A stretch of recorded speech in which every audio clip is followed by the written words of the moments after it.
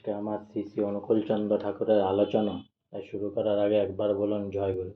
চলুন শ্রী শ্রী ঠাকুরের আলোচনা শুরু করি। বহুকাল চলতে থাকা সৎসঙ্গের মামলার রায় আজ দুমকায় বেরোবে। বেলা 2টার পর থেকে শ্রী শ্রী ঠাকুর বারবার জানতে চাইছেন দুমকার থেকে কোনো খবর এলো কি না। 10-12 মিনিট পর পরে জিজ্ঞাসা করছেন।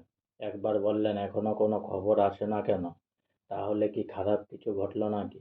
বিশুদা মুখোপাধ্যায় ফোঁটাদা পাণ্ডা কাছে ছিলেন, বললেন খারাপ কিছু হলে এতক্ষণ জানা যেত।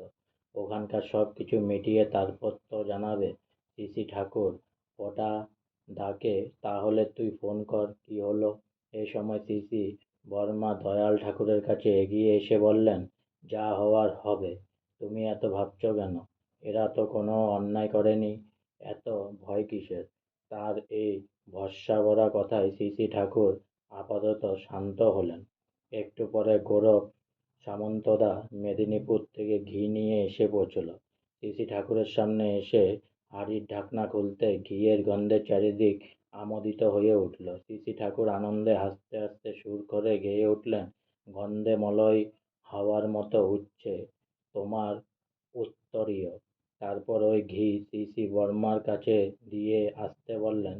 শ্রী শ্রী বর্মা পাশেই একখানা চেয়ারে সমাসীনা। গোর্দা ঘিয়ের হাঁড়ি তার সামনে মেঝেতে রাখল। শ্রী শ্রী ঠাকুর মনোরম ভঙ্গিমায় ঘাড় ফিরিয়ে শ্রী শ্রী বর্মার দিকে তাকিয়ে বললেন, কি কও, কি কও? কও না কেন?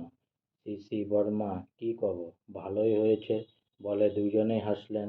এ মধুর দৃশ্য উপস্থিত সকলেরই অন্তরে এক দিব্য আনন্দানুভূতির শিহরণ জাগিয়ে তুলল।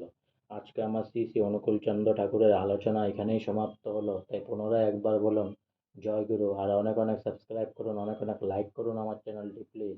জয় গুরু।